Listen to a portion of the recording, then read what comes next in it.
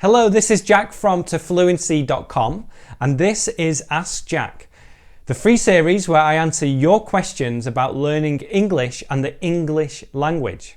Today we have a question from Vitaly, so take it away, Vitaly. Vitaly from Russia asks, when and how can I use being? Thank you for this great question. So I'm going to go through a few different ways that you can use being.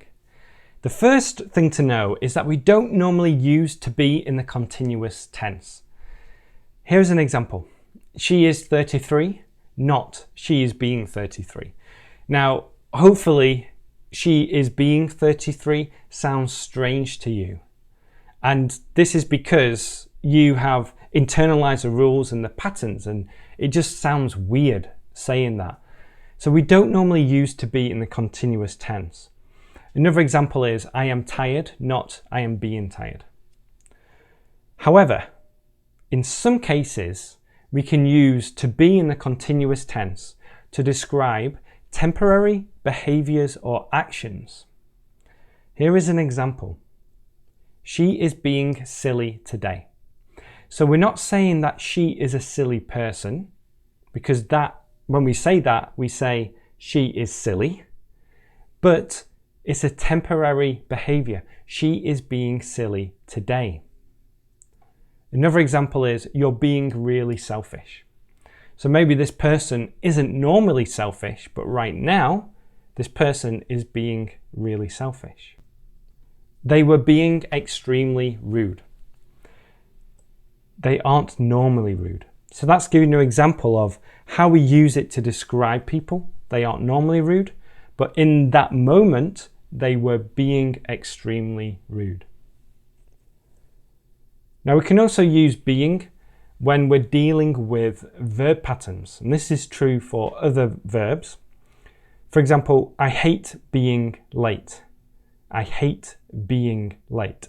So when we use hate, a lot of the time we use being, or the gerund. I love being right. So I'm sure you feel this too. I love being right.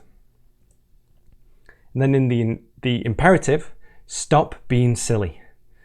So parents say this to their children, stop being silly, or stop being so silly. We can also use being as a subject or after prepositions. For example, being an English teacher is a lot of hard work, but it's fun. Being an English teacher is a lot of hard work, but it's fun. Being intelligent doesn't mean you make good decisions. And then after preposition, the best thing I like about being older is... That has given you an overview of how we can use this word in English. Now remember, it's not normally used in the present continuous tense, but in certain circumstances and situations, you can use it to describe temporary behaviors.